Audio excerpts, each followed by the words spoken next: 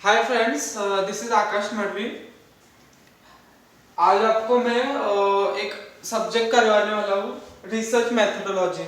ये सब्जेक्ट इधर आता है, एमकॉम पार्ट 1 में भी आता है, सेम 2 में रहता है ये, और एमकॉम पार्ट 2 आइडियल में रहता है। ठीक है, ये लेक्चर दोनों के लिए एप्लीकेबल है। ठीक है, और ये सब्जेक्ट कैसे उतना डिफिकल्ट नहीं है, हाँ टेक्निकल है ये सब्जेक्ट, लेकिन कैसे वो उसका सीक्वेंस से अगर स्टडी किया ना तो बहुत इजी लग सकता है। अदरवाइज एक कंफ्यूजन रहता है कि ये सब्जेक्ट स्टार्ट कहाँ से करे, ये टेक्निकल टर्म्स रहते हैं इसमें बहुत सारे। तो ये देखने के बाद, ये लेक्चर देखने के बाद आपको ये बहुत इजी लगेगा। और दूसरा कि जो मेरे नोट्स जो मैंने खुद रिफर किए थे ना, ये समथिंग अप्रोक्स 12 पेजेस के नोट्स है। ठीक है, तो ये जो एमकॉम का जो पूरा बुक है ना, ऑलमोस्ट बहुत सफिशिएंट अमाउंट उसमें कवर हो जाता है नोट्स में, एक समरी फॉर्म में। तो आपको इजी पड़ेगा। आपने अगर प्रोसेस समझ लिया ना कि कैसे स्टडी करना है इसका, व्हाट आर द स्टेप्स, पहले क्या आता है बाद में क्या आता है, तो आप खुद ही एमकॉम का बुक लेके फर्दर स्टडी करने के लिए बैठ जाओगे। आपको डर निकल जाएगा कि यार ये बहुत कंफ्यूजिंग है। ये देखो, आपको मैं दिखाता हूँ एग्जैक्टली। ये देखो, रिसर्च प्रोसेस है। ठीक है, ये खुद में एक क्वेश्चन है और मेन ये बुक्स इसके इर्द गिर्द घूमता है, रिसर्च मेथोडोलॉजी, रिसर्च का प्रोसेस। ठीक है, द थिंग इज जैसा ऑर्डर दिया ना, अगर हम वैसे पढ़ेंगे तो बहुत कंफ्यूजन होगा। फॉर एग्जांपल देखो, जैसे इधर फॉर्मुलेशन ऑफ हाइपोथेसिस है, चैप्टर 7 है। ठीक है, उसके नीचे चैप्टर 6 है, पहले हमको चैप्टर 6 पढ़ना चाहिए ना, राइट। तो ऐसे सीक्वेंस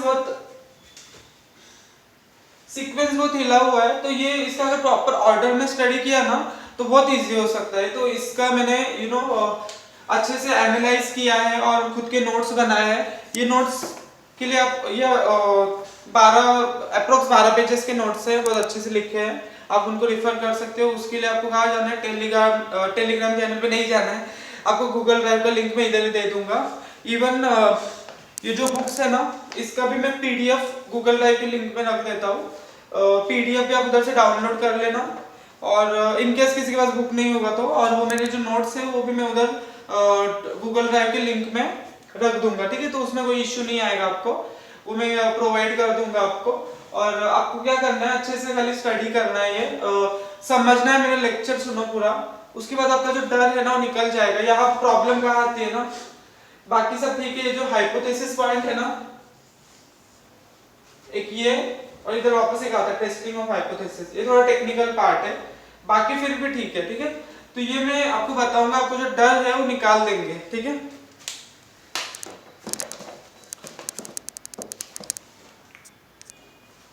तो आप क्या करना, ये जो मेरे नोट्स है वो आप डाउनलोड करके साथ में ही रखना, तो आपको इजी पड़ेगा। जो मैं बोल रहा हूँ वो आपको उधर दिखेगा तो इजी पड़ेगा। ठीक है, अपार्ट फ्रॉम दैट, ये जो प्रैक्टिकली ये प्रोजेक्ट ये जो रिसर्च रिपोर्ट रहते हैं वो कैसे बनते हैं, वो भी मेरे पास 2 ब्लैक बुक्स है, कॉलेज लेवल पे जो बनाते हैं, तो वो भी मैं आपको दिखाऊंगा। जो एमकॉम रेगुलर के जो स्टूडेंट्स रहते हैं उनको ये एप्लीकेबल रहता है, तो मेरे पास वो भी है। तो उसका मैं रिकॉर्ड करके दूसरा वीडियो एक बनाऊंगा, उसका लिंक नीचे डाल दूंगा इसी वीडियो के डिस्क्रिप्शन में, तो आप ये लेक्चर होने के बाद वो भी देख सकते हो। ठीक है, तो हम ये स्टार्ट करते हैं, और थोड़ा सा मैं अपना इंट्रोडक्शन दे दूँ कि मैं सब्जेक्ट क्यों पढ़ा रहा हूँ।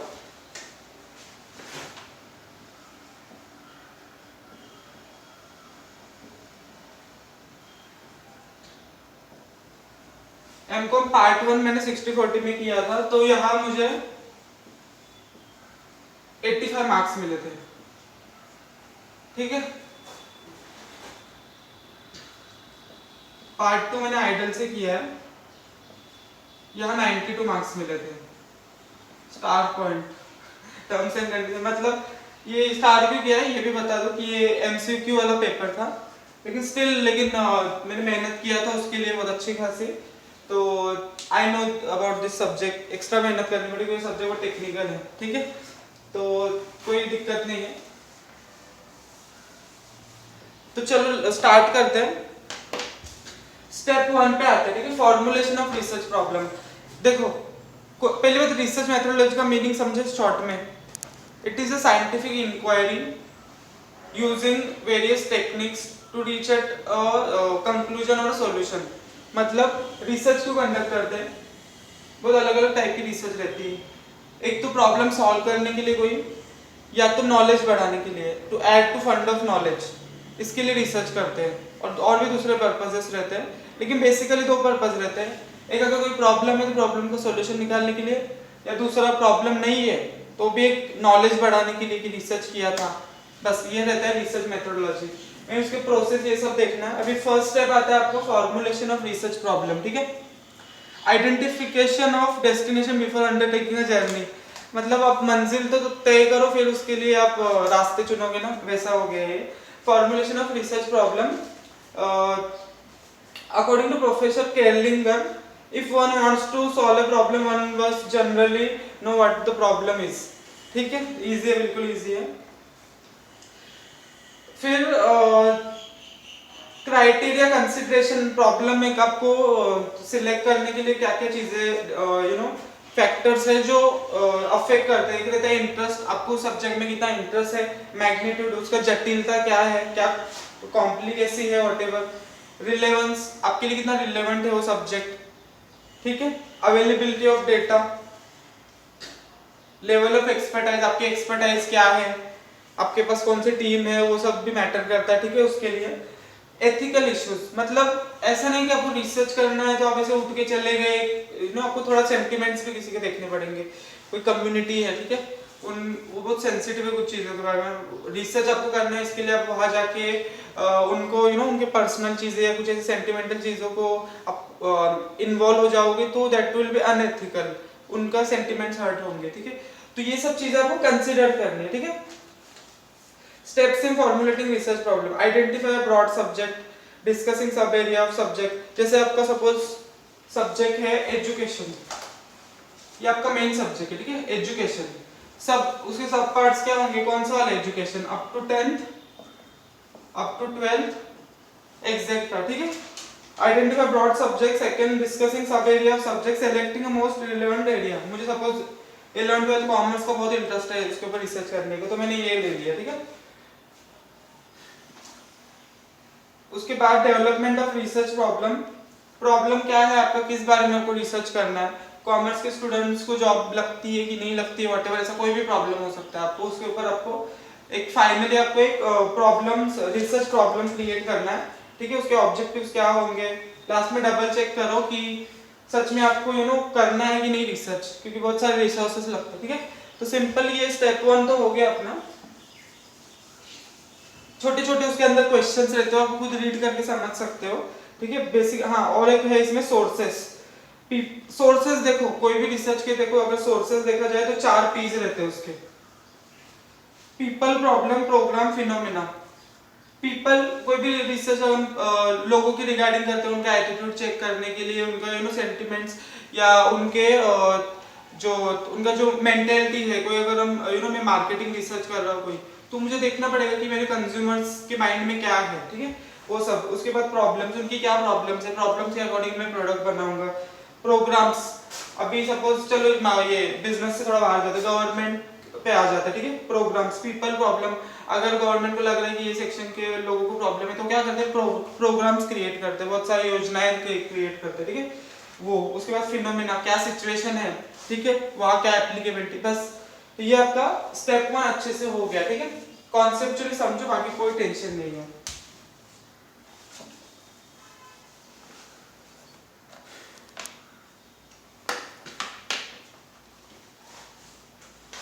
ये देखो, अभी क्या है ना, review of literature, second step आते हैं।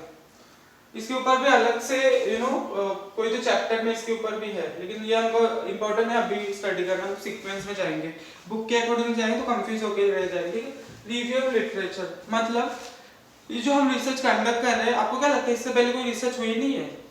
हो सकता है नहीं भी हुई हो, लेकिन जनरली होती है रिसर्च पहले से। तो क्या हमको क्या करना है, लिटरेचर रिव्यू करना है, पहले के लोगों ने जो रिसर्च की उनको क्या फाइंड आउट मिला, क्या उनको उनकी फाइंडिंग्स, उनकी क्या प्रोसीजर थी, वो सब आपको रीड करना है। बहुत सारे एक्सपर्ट लोग रहते हैं, पीएचडी होल्डर, सब बहुत सारी रिसर्च होती है, तो आप वो रिव्यू ऑफ लिटरेचर कर सकते हो, ठीक है। तो ये भी हो गया। उसके बाद फॉर्मुलेशन ऑफ हाइपोथेसिस, ये बहुत इंटरेस्टिंग सब्जेक्ट है, ठीक है। अभी ये भी देखते हैं फॉर्मूला।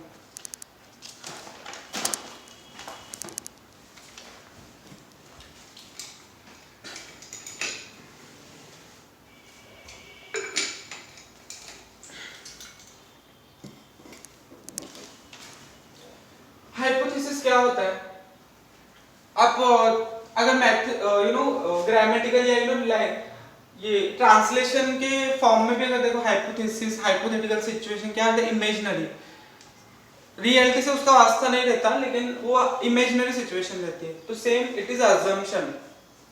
कोई भी हम रिसर्च कर रहे हैं तो उसके पहले क्या, हमको एक डायरेक्शन सेट होना चाहिए, राइट। जैसे कि अभी आपको एक एग्जांपल देता हूँ, ठीक है। सपोज मैं कोविड की वैक्सीन में मैं जंगल से आया हूँ, ठीक है, चलो एग्जांपल लेते हैं, मैं जंगल से आया हूँ, ठीक है। जंगल में भी बहुत जंगल से आया हूँ, मुझे ना, मैं क्लेम कर रहा हूँ कि मेरे पास ना बहुत अच्छा एक औषधि है, वो औषधि आपके वैक्सीन से भी अच्छी है, कोरोना भाग जाएगा। तो ये क्या हुआ, मैं क्लेम कर रहा हूँ कि I have medicine and it is effective / useful. इसको हम बोलेंगे H1, H2 it is not useful. इधर और हो सकता है, या मैं अगर रिसर्च कंडक्ट कर रहा हूँ, सच में मेरे ऊपर रिसर्च कोई कंडक्ट कर रहा है कि मैं ऐसे जंगल से उठ के आ गया हूँ और बोल रहा है ये औषधि बहुत यूजफुल है, तो क्या दो चीजें हो सकती है, I have medicine which is useful and second I it is not useful, ठीक है। ये इसको हम क्या बोलेंगे, H1, इसको हम क्या बोलते हैं, H1, इसको हम क्या अल्टरनेटिव हाइपोथेसिस या वर्किंग हाइपोथेसिस बोलते हैं। H2 मतलब नल, ये नेगेटिव। रिसर्च के लिए दोनों इंपॉर्टेंट रहते हैं, जनरली दोनों रहते हैं इसमें, और भी H2 H3 ऐसे अलग अलग और भी हाइपोथेसिस बन सकते हैं। तो इन शॉर्ट क्या रहता है, ये एक अजम्पशन रहता है, ये हम लोग को एक बेस क्रिएट करता है रिसर्च जो हम करने वाले हैं। पहले हम ये बेस क्रिएट करेंगे, फिर और एक स्टेप, फिर बीच में की प्रोसेस करेंगे सब, और लास्ट में एक और एक स्टेप आता है, देखो, टेस्टिंग ऑफ हाइपोथेसिस। मतलब ये क्लेम्स है, ये क्लेम्स है। रिसर्च के स्टार्ट में कुछ क्लेम्स होते हैं, तो ये वो क्लेम्स है, पूरा रिसर्च खत्म करेंगे, फिर हम आएंगे कि क्लेम्स सच में राइट प्रूफ हुए या नहीं, ठीक है। ये पॉइंट है, दिस इज कॉल्ड हाइपोथेसिस। ये तो मैंने जनरल वे में मीनिंग बताया, पर टेक्निकल मीनिंग समझते। एक डेफिनेशन है,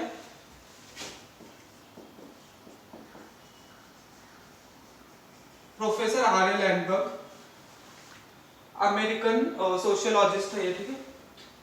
तो ये क्या है ना, इन्होंने डेफिनेशन दिया है, a tentative generalisation validity of which remain to be tested. Short definition immediately आप याद करो, a tentative generalisation validity of which remain to be tested. A tentative generalisation मतलब टेंटेटिव सॉल्यूशन है, परमानेंट नहीं है, फॉर द टाइमिंग हमने claim निकाला है, ठीक है, टेम्परेरी सॉल्यूशन है वो। और tentative generalisation validity of which remain to be tested मतलब वो अभी तक वैलिड है कि नहीं, अभी तो पता नहीं चला, पहले प्रोसेस होगा उसके बाद वैलिडिटी पता चलेगी, ठीक है। सिंपल कॉन्सेप्ट समझा, हाइपोथेसिस क्या होता है, इट इज अजम्पशन और क्लेम इन शॉर्ट, ठीक है।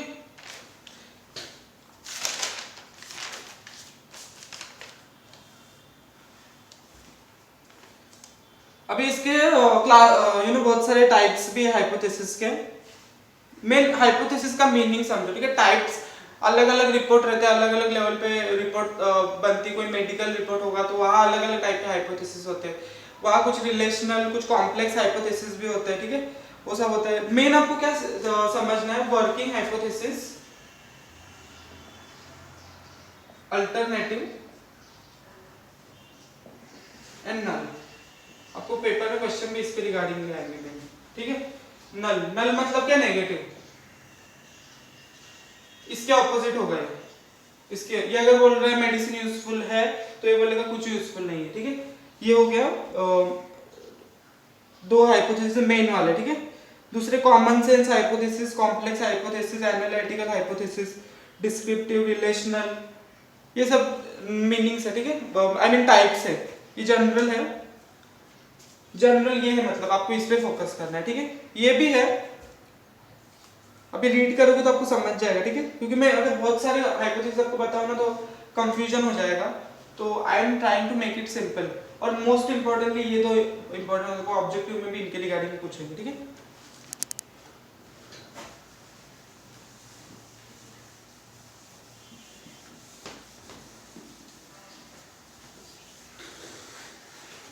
समझा ना।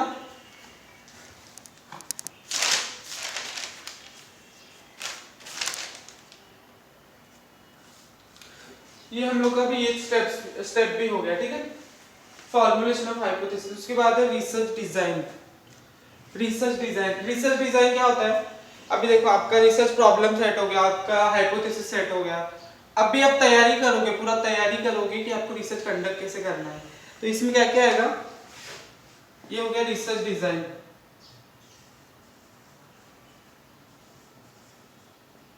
माफ करना हैंडराइटिंग के लिए थोड़ा, ठीक है। रिसर्च डिजाइन, उसमें क्या आएगा? Methods of data collection, resources, objectives, time frame, ये सब आता है इसमें।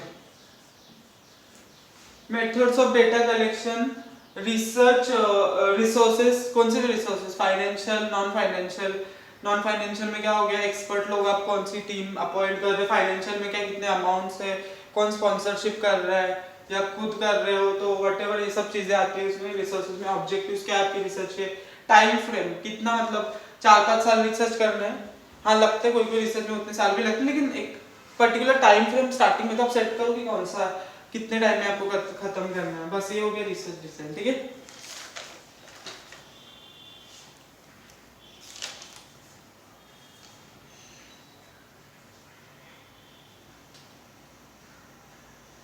ये देखो, इसमें रिसर्च डिजाइन में 2 टाइप है, एक एक्सप्लोरेटरी,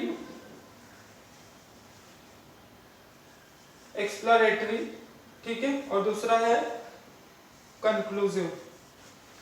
एक्सप्लोरेटरी क्या होता है? इसमें फॉर्मल स्ट्रक्चर नहीं रहता है, इसमें फॉर्मल स्ट्रक्चर रहता है। ये क्या रहता है? एक्सप्लोरेटरी में बेसिकली हम लोगों के बारे में स्टडी करते हैं या प्रॉब्लम्स के बारे में स्टडी करते हैं, ठीक है। तो यहाँ कोई फॉर्मल स्ट्रक्चर नहीं होता, लेकिन एक कंक्लूसिव रिसर्च एक रहती है, फॉर्मल टाइप की रहती है कंक्लूसिव रिसर्च, ठीक है। इनफ।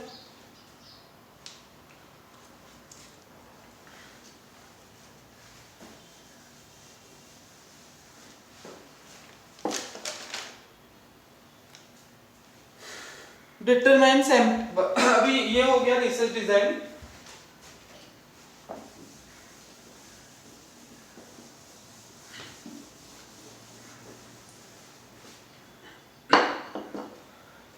रिसर्च डिजाइन हो गया, अभी सैंपलिंग पे आते हैं, ठीक है। सैंपल डिजाइन आपको मतलब देखो, कोई भी जगह पे आप ना 100% चेकिंग नहीं कर सकते, आपको सैंपल सिलेक्ट करना ही पड़ेगा, ठीक है। तो वो होता है सैंपल डिजाइन, कि ये आपकी पॉपुलेशन है या पार्ट जहाँ आपको रिसर्च करनी है, वहां से आप कुछ कुछ यहाँ से लोगे, कुछ यहाँ से लोगे, कुछ यहाँ से लोगे, मतलब इन शॉर्ट आप इतना पार्ट लोगे ओवरऑल सबका देखे तो। यू कैन, दिस इज 100%, आप इतना 100% का रिसर्च कभी नहीं कर सकते,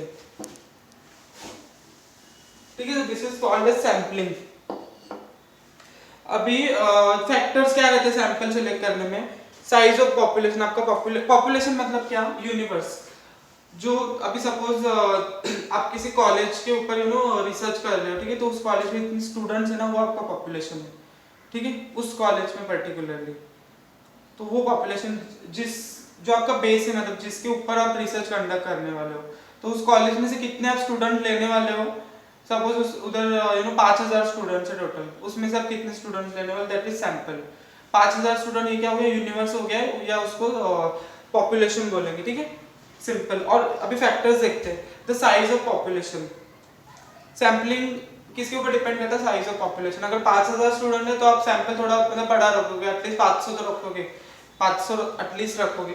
अगर 50,000 सैंपल, 50,000 अगर बहुत बड़ी रिसर्च है, 50,000 अगर पॉपुलेशन साइज है, तो आप 5,000 तो रखोगे मिनिमम, ठीक है। तो this vary according to size of population. दूसरा अमाउंट। अभी आपको स्पॉन्सरशिप मिली है या आप खुद अपने रिसोर्सेज लगा रहे हो, आपका विलिंगनेस कितना कितना रिसोर्सेज लगाना है, तो वो डिपेंड होता है अमाउंट्स ऑफ फंड्स के ऊपर भी, या बजट आपका क्या है, ठीक है। फैसिलिटीज आपको क्या क्या टेक्निक्स यूज करने वाले हो, क्या क्या फैसिलिटीज आप, या आपने क्या क्या टाइम फ्रेम क्रिएट किया है, उसके अकॉर्डिंगली ये सब होगा। और लास्ट टाइम फ्रेम, आपको मतलब कितने टाइम में रिसर्च कर वो खत्म करना है, ठीक है। तो ये सब सिंपल से फैक्टर्स है, ठीक है।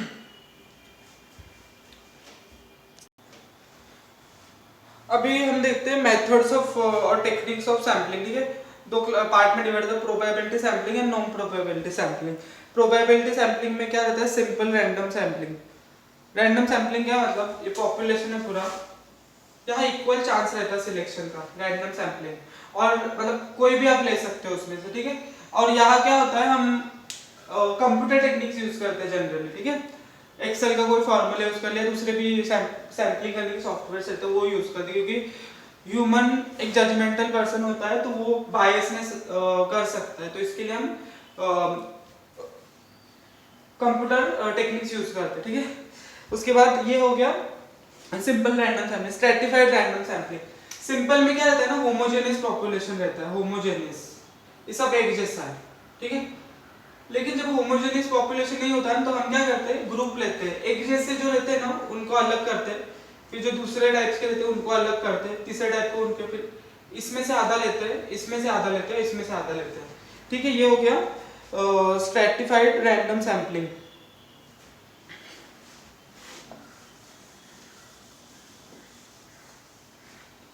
स्ट्रेटास क्रिएट करते हैं हम।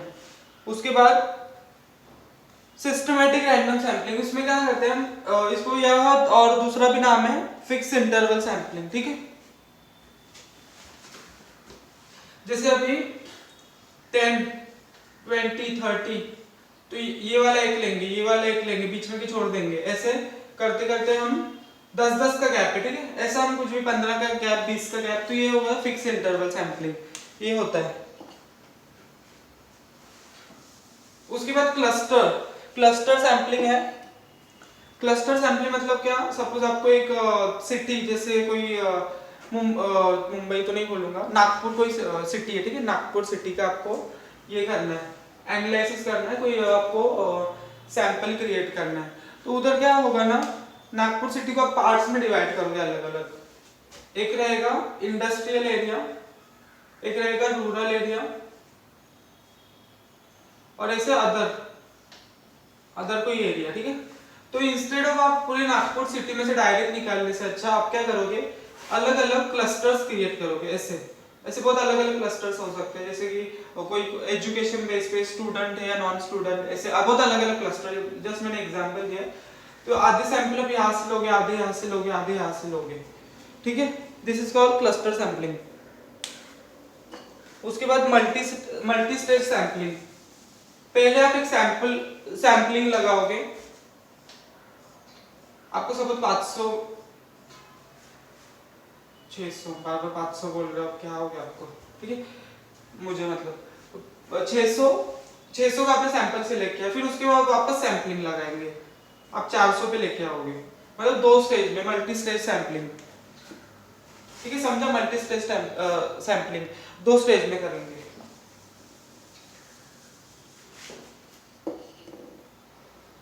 डबल स्लैश मल्टीप्लेक्स वो भी सेम है। प्रोबेबिलिटी सैंपलिंग में हम प्रोबेबिलिटी यूज करते हैं, प्रोबेबिलिटी टेक्निक्स जो रहती है मैथ्स की वो सब यूज करते हैं, ठीक है। प्रोबेबिलिटी मेथड्स हो गए। अभी नॉन प्रोबेबिलिटी मेथड्स, इसमें क्या है, कन्वीनियंस सैंपलिंग। कन्वीनियंस सैंपलिंग मतलब क्या, अपने कन्वीनियंस के अकॉर्डिंगली, यहाँ हम ज्यादा टेक्निकल नहीं जाते कि ऐसे रैंडमली लेंगे, हाँ मुझे लग रहा है वो पर्सन इंटरव्यू देगा तो मैं उसका इंटरव्यू लूंगा, कन्वीनियंस एकदम सिंपल। दूसरा इसका एक्सीडेंटल सैंपलिंग भी बोलते हैं। कोटा सैंपलिंग, ये टोटल पॉपुलेशन है आपका, आपने एक कोटा सिलेक्ट करोगे, जैसे इसमें division A B C D है, ठीक है, ए बी सी डी। आपको पता चला कि बी डिवीजन है, इसमें अलग अलग टाइप के बच्चे बहुत होशियार है, कोई स्पोर्ट्स में से है, कोई एक्टिविटीज में से, तो आपको है कि बी डिवीजन का मैं कोटा जो है ना ये 100% ले लूं, बाकी का देखा जाएगा, लेकिन ये कोटा, तो इसके लिए कोटा आपने फिक्स किया है, कोटा, तो ये कोटा सैंपलिंग होता है, ठीक है। जजमेंटल या क्या, पर्पसिव सैंपलिंग। जजमेंटल सैंपलिंग मतलब कि आप जजमेंट, आपने लास्ट में कितने रिसर्च कंडक्ट किए उसके अकॉर्डिंगली आपको एक जजमेंट आता है, तो that is called judgemental sampling. उसके बाद स्नोबॉल सैंपलिंग, ये इंटरेस्टिंग है।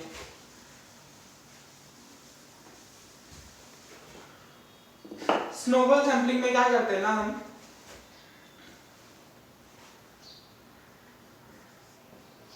पहले एक एक्सपर्ट को ढूंढते हैं, ठीक है, उसके थ्रू हमको दूसरे लोग पता चलते हैं, ऐसे करते करते हम इनको लेते हैं, ऐसे फिर रिफरेंसिंग होता है, मतलब ये और रेफरेंस बताते हैं कि आप ये पर्सन का इंटरव्यू लो, यू नो ऐसे ऐसे सब होता है। तो ये ऐसे referencing, you can say referencing होता है यहाँ स्नोबॉल सैंपलिंग में, ठीक है। तो ये भी अपना हो गया sampling. Data collection, data collection मतलब ये सब करने के बाद जो सैंपलिंग इतना किया उसके बाद डेटा कलेक्शन करने का। Data collection procedure, planning and study modes of primary data collection, observation, experimental questionnaire, collection of data, editing of primary data. Methods इसके रहते दो दो रहते हैं, प्राइमरी एंड सेकेंडरी मेथड्स, ठीक है। प्राइमरी में क्या आता है, survey method, interview method, observation method, experimental method, questionnaire method, ठीक है। सिंपल है वो बिल्कुल, ये अलग कोई टेक्निकल नहीं। सेकेंडरी में क्या आता है, इंटरनल सोर्सेज जो आपके यू नो इंटरनली आपको अवेलेबल हो सकते हैं आपके ऑर्गेनाइजेशन में। External sources, government publication, syndicated sources, general publication, ठीक है। ये सब आपका ये भी हो गया डियर फ्रेंड्स।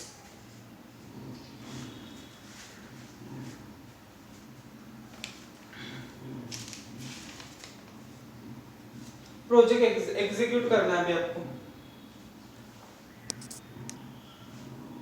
प्रोजेक्ट एग्जीक्यूशन करना है। ये कोई अलग स्टेप नहीं है, ये बना के दिया है स्टेप, ठीक है। ये जो ओवरऑल प्रोसेस होता है उसको अच्छे से एग्जीक्यूट करना है। बीच में कोई यू नो प्रोसेस कोई एरर आ गया, कुछ इंटरप्शन आ गया, तो आपको उसको अच्छे से मैनेज करना है, आगे बढ़ना है। कुछ प्रॉब्लम है उसको सॉल्व करो, आगे बढ़ो, ठीक है। इसमें कुछ अलग से नहीं। नेक्स्ट स्टेप क्या आता है फ्रेंड्स, डेटा प्रोसेसिंग, ठीक है। डेटा प्रोसेसिंग में आपका आता है editing. Data you know directly आपने जैसे कलेक्ट किया वैसे आप नहीं कर सकते, कुछ एरर होंगे, आपको एक स्टैंडर्ड सेट करना पड़ता है, एडिट करना पड़ता है डेटा, होमोजेनियस लगे डेटा, या एक यू नो उसमें एक consistency I you can say, ठीक है। आप डायरेक्टली, क्योंकि कैसे ये सब काम जो डेटा कलेक्शन का कैसे हम लोग किसी सबऑर्डिनेट्स को भी देते तो अपने तरीके से कलेक्ट करते, लेकिन हम लोग को एक प्रॉपर स्टैंडर्ड में चाहिए डेटा, ठीक है। एडिटिंग हो गया, उसके बाद कोडिंग, क्लासिफिकेशन, उसको हम रेडी करते हैं, उसको यू नो एक नाम देते हैं, कोड देते हैं, जिससे हम फिर नेक्स्ट स्टेप जो है टेबुलेशन, उसमें इजी पड़े हम लोग को। यू नो ग्रुप एक सेट करते हैं, फिर टेबुलेशन होता है, फिर ग्राफिकल रिप्रेजेंटेशन, ऐसे कुछ लोग करते हैं, ऐसा फिर चार्ट्स, आई डायग्राम, व्हाटएवर जैसा आप कर सकते हैं वैसे आपको डेटा सेट करना पड़ता है, ठीक है। थोड़ा बोर्ड थोड़ा चमक रहा है, सॉरी फॉर दैट, ठीक है। ये हो गया डेटा, अभी ये भी हो गया, ठीक है, डेटा प्रोसेसिंग। अभी मोस्ट इंपॉर्टेंट स्टेप आता है testing of hypothesis. This is something very technical and मैं वेट कर रहा था एक स्टेप का बाद, ठीक है। हाइपोथेसिस क्या होता है मैंने आपको बताया। अभी उसके बाद हमने इतना सब कुछ प्रोसेस किया, लेकिन अभी हमको क्या करना है, टेस्टिंग ऑफ हाइपोथेसिस। जो मेरा H1 था या H0, ये क्या था, नेगेटिव था, ये पॉजिटिव था, ठीक है। तो ये एक्सेप्ट होता है कि ये एक्सेप्ट होता है, इधर और। अगर ये एक्सेप्ट होगा तो ये रिजेक्ट होगा, ये एक्सेप्ट होगा तो ये रिजेक्ट होगा, ठीक है, इधर और होता है। तो टेस्टिंग ऑफ हाइपोथेसिस का स्टेप बहुत इंपॉर्टेंट रहता है, उसके बेस पे, क्योंकि हम नेक्स्ट रिपोर्ट बनाने वाले रहते हैं, ठीक है। तो अभी टेस्टिंग ऑफ हाइपोथेसिस में क्या होता है, स्टेप 1 रहता है, मैंने उधर आपको नोट्स में तो दिया ही है, setting up of hypothesis, thesis, वो स्टार्टिंग में सेट करता है, ठीक है। तो ये बाय डिफॉल्ट हम लोग का कंप्लीट हो जाता है स्टेप। उसके बाद सिलेक्शन ऑफ स्टैटिस्टिकल टेक्निक, इसमें अलग अलग टेक्निक्स रहते हैं जो हम लोग को एनालाइज करने में हेल्पफुल रहते हैं। वो टेक्निक्स बताता हूँ मैं, कि यू नो ये जो मेरा हाइपोथेसिस है एक्सेप्ट होगा या रिजेक्ट होगा। टेक्निक्स पे डायरेक्टली अभी आ जाते हैं, देखो। Testing of hypothesis using various distribution test, एक रहता है पैरामेट्रिक टेस्ट और एक रहता है non parametric test. Parametric test में क्या रहता है, हम लोग को पॉपुलेशन रहता है, उसके बारे में हम लोग को इन्फॉर्मेशन रहती है, अलग अलग पैरामीटर्स हमको पता रहते हैं, तो हम पैरामेट्रिक टेस्ट यूज करते हैं। अब दूसरा क्या रहता है, नॉन पैरामेट्रिक टेस्ट, ठीक है। पैरामेट्रिक टेस्ट में Z टेस्ट रहता है, T टेस्ट रहता है, F टेस्ट रहता है। Z टेस्ट जो रहता है ना, अगर आपका सैंपल साइज इक्वल टू और ग्रेटर देन 30 है तो आपको Z टेस्ट यूज करना पड़ता है। अगर आपका सैंपल साइज लेस देन 30 है तो आपको टी टेस्ट यूज करना पड़ता है, और एफ टेस्ट एक रहता है, ये स्मॉलर पॉपुलेशन के लिए यूज करते हैं ये वाला भी, ठीक है। ये भी स्मॉलर के लिए यूज करते हैं, और ये लार्ज साइज पॉपुलेशन के लिए यूज करते हैं, ठीक है। वो टेक्निकल टर्म्स हैं, ये एक्चुअली कैसे जो नेट क्वालिफाइड जो कॉम्पिटिटिव एग्जाम में थे, वैसे यूजीसी के दूसरे एग्जाम में तो वहाँ ये सब क्वेश्चन पूछते हैं। एमकॉम की बुक में ज़्यादा डिटेल में नहीं दिया है, तो आप ये सब ये याद कर सकते हो, ठीक है। आपको इसके ऊपर ऑब्जेक्टिव आ सकता है। तो ये सब सिलेक्शन तो हमारा सेकंड स्टेप कंप्लीट हो गया हाइपोथेसिस टेस्टिंग का प्रोसेस का। First setting of hypothesis, second selection of statistical technique, उसके बाद लेवल ऑफ सिग्निफिकेंस। देखो लेवल ऑफ सिग्निफिकेंस जो रहता है ना, वो या तो 1% रहता है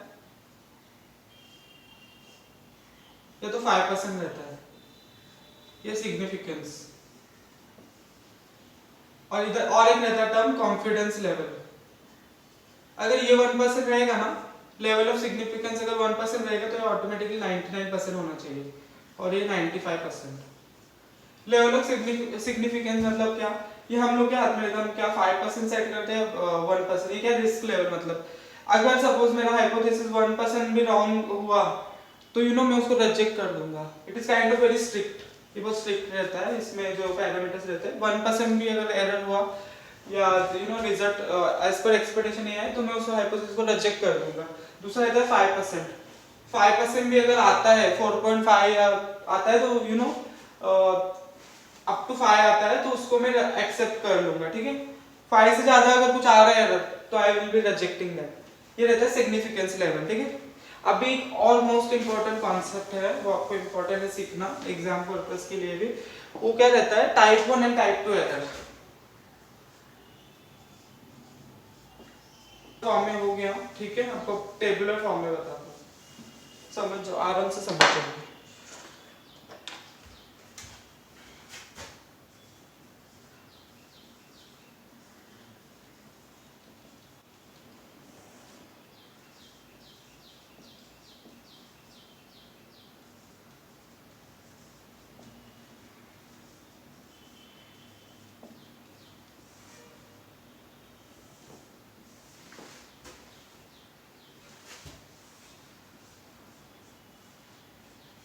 HO मतलब क्या रहता है दोस्तों, HO मतलब नल, ये भी नल है, ये भी नल है, ठीक है।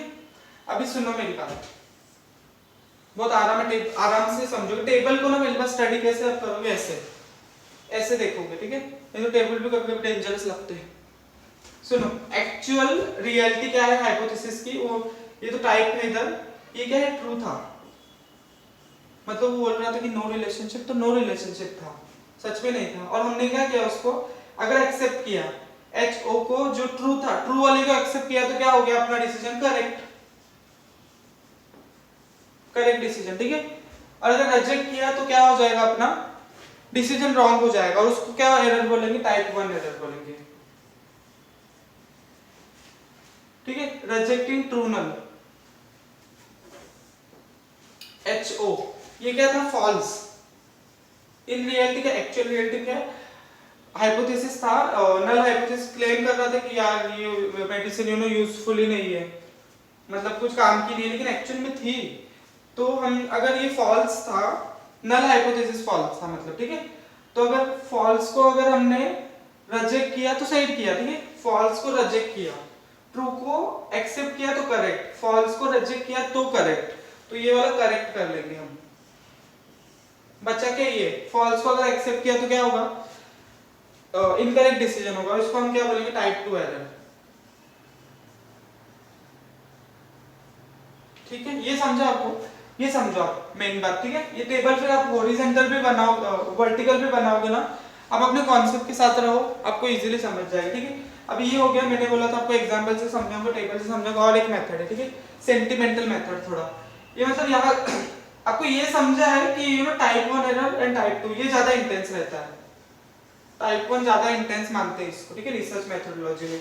अभी क्यों समझो, एक कोई ट्रेन, सपोज ट्रेन है, ठीक है, बुक करने वाली ट्रेन है, वहाँ किसी ने टिकट निकाला और दो पर्सन है, एक ने टिकट निकाला, ठीक है, और एक पर्सन ने टिकट नहीं निकाला, ठीक है। जो टिकट नहीं निकाला, पहले हम ये वाला समझते, ठीक है। टिकट जिसने नहीं निकाला उसको भी ट्रेन में ले लिया, फेलिंग टू रिजेक्ट, उसको रिजेक्ट करना चाहिए था बट ट्रेन में ले लिया, तो ये हम क्या बोलेंगे, बहुत गलत हुआ। अब बोलोगे कि गलत हुआ लेकिन कैसे, वो ठीक है चलो किसी का भला हुआ, तो ठीक है। तो ये हो गया type 2 error, failing to reject false null, वो फॉल्स था, उसने टिकट नहीं निकाला था, ठीक है, लेकिन उसको हमने रिजेक्ट करना नहीं कर पाए, तो ठीक है, false, failing to reject false null, ये हो गया। अभी आते हैं दूसरा, अभी आपको समझेगा सेंटिमेंटली। एक पर्सन ने जो ट्रू था, उसने टिकट निकाला था, महंगा वाला टिकट निकाला, लेकिन हमने उसको रिजेक्ट कर दिया, रिजेक्टिंग ट्रू नल, ठीक है, तो इसके लिए टाइप 1 एरर है, समझा। सेंटिमेंटल मेथड समझा होगा तो बताओ, ठीक है। तो ये हो गया आपका हाइपोथेसिस टेस्टिंग, ठीक है। हाइपोथेसिस टेस्टिंग हो गया, उसके बाद रुको, ये हाइपोथेसिस टेस्टिंग नहीं हुआ है, आपको थोड़ा वो स्टेप्स के अकॉर्डिंगली जो हाइपोथेसिस के प्रोसेस के जो स्टेप्स है, first setting up of hypothesis, selection of statistical technique, selection of level of significance, अभी सब जो मैंने बताया वो। उसके बाद क्या है, determination of sampling distribution, and fourth and fifth step collect connected है सैंपलिंग सेलेक्टिंग सैंपल वैल्यू, ठीक है। ये आपको ये दो स्टेप साथ में इंप्लीमेंट करना है इसके रिगार्डिंग, ठीक है। उसके बाद परफॉर्मेंस कंप्यूटेशन, ये जो मैंने 5% एंड 1% बोला था ना आपको लेवल ऑफ सिग्निफिकेंस में, 5% एंड 1, ये बाकायदा कैलकुलेट होते हैं, परफॉर्मेंस ये जो है ना कैलकुलेट होता है। 4.7 आया इस केस में, तो एक्सेप्ट, ठीक है। तो ये कैसे हम जो बोल रहे हैं कैलकुलेट होता है, ये स्कोर्स पता चलते हैं, तो ये स्कोर्स की कैलकुलेशन वही है, परफॉर्मेंस कैलकुलेशन, ठीक है। उसके बाद 7th रहता है स्टैटिस्टिकल डिसीजन, एक्सेप्ट और रिजेक्ट, ठीक है, हाइपोथेसिस इज ओवर। और जो दूसरे जो टेस्ट्स है ना, जो मैंने आपको वो बताया पैरामेट्रिक टेस्ट्स, वो आप करके जाओ। Non parametric test even MCom के बुक में भी नहीं है, ये हाई लेवल के, उन्होंने खाली जस्ट बताया, डिटेल में एक्सप्लेन नहीं किया, ठीक है। तो आपका ये वाला हो गया, ठीक है, अभी हो गया डेटा इंटरप्रिटेशन।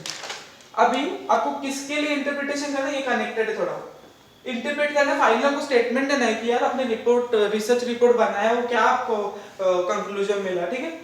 तो इंटरप्रिटेशन करना है, सब स्टेप्स को आपको इंटरप्रिटेशन करके आपको रिसर्च रिपोर्ट के लिए रेडी करना है। रिसर्च रिपोर्ट आप बाद में बनाओगे, ठीक है। रिसर्च रिपोर्ट के बारे में थोड़ा आपको इंपॉर्टेंट चीजें है इधर, it is final and very important step, ठीक है। उसके बाद type of report, type of report थोड़ा आपको पढ़ना चाहिए, इजी है, बिल्कुल इजी है, आराम से स्टडी करो, ठीक है। टेक्निकल रिपोर्ट, ये जो बड़े बड़े इंस्टीट्यूशन जो रिसर्च कंडक्ट करवाते हैं, वो टेक्निकल रिपोर्ट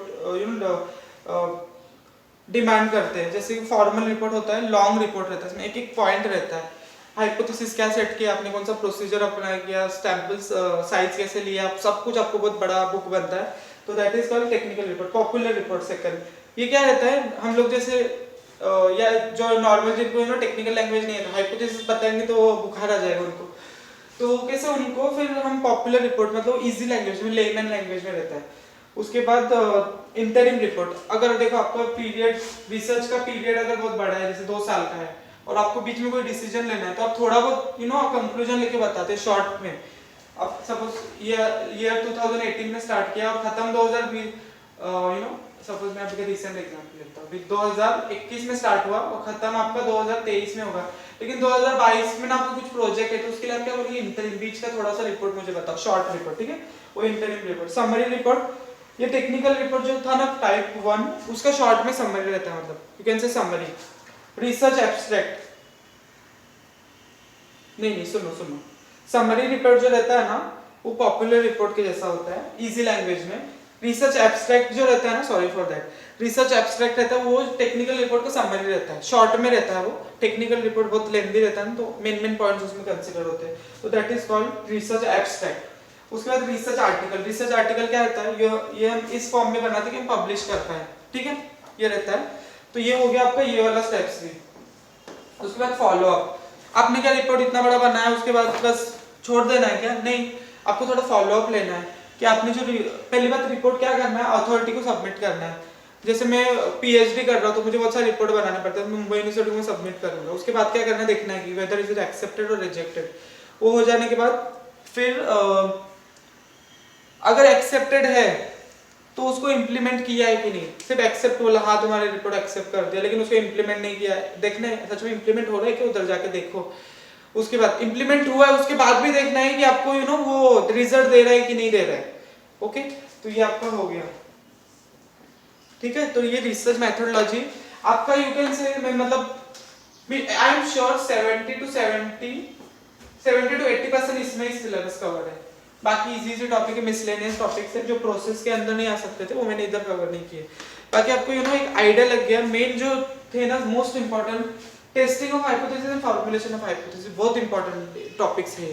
तो अब ये ध्यान से करना, और बाकी जो बीच में के जो सब क्वेश्चंस है, टाइप्स एंड ऑल, वो आप अच्छे से आराम से रीड कर सकते हो। ठीक है, so I hope this lecture help you.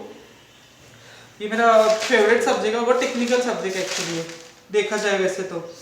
ठीक है, तो अब इस तरीके से ये अच्छे से स्टडी करो इसका। ठीक है, ऑल द बेस्ट। कभी भी आपका अभी जो रिसेंट हो रहा है पेपर, वो एमसीक्यू बेस्ड होगा आई थिंक, तो वहाँ भी आपको ये हेल्प देगा, बिल्कुल देगा। मैंने तो इसे अप्रोच में स्टडी किया था। रीड करो अच्छे से। मुझे तो 92 मार्क्स मिला था, आपको भी मिलेगा आराम से।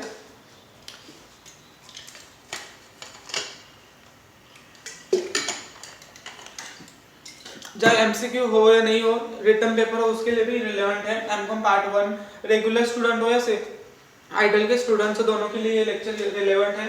आप देखो आराम से, पूरा लेक्चर देखो, उसके बाद बुक स्टडी करो। ठीक है, डायरेक्ट जब स्टडी करोगे तो बहुत कंफ्यूजन होगा। ठीक है, so thank you for giving your time. ठीक है, टेक केयर। और ये जो क्या बोलते हैं नोट्स एंड ऑल, वो सब मेरे गूगल ड्राइव में लिंक दे रहा हूँ नीचे, उधर से आप डाउनलोड करो। ठीक है, टेक केयर।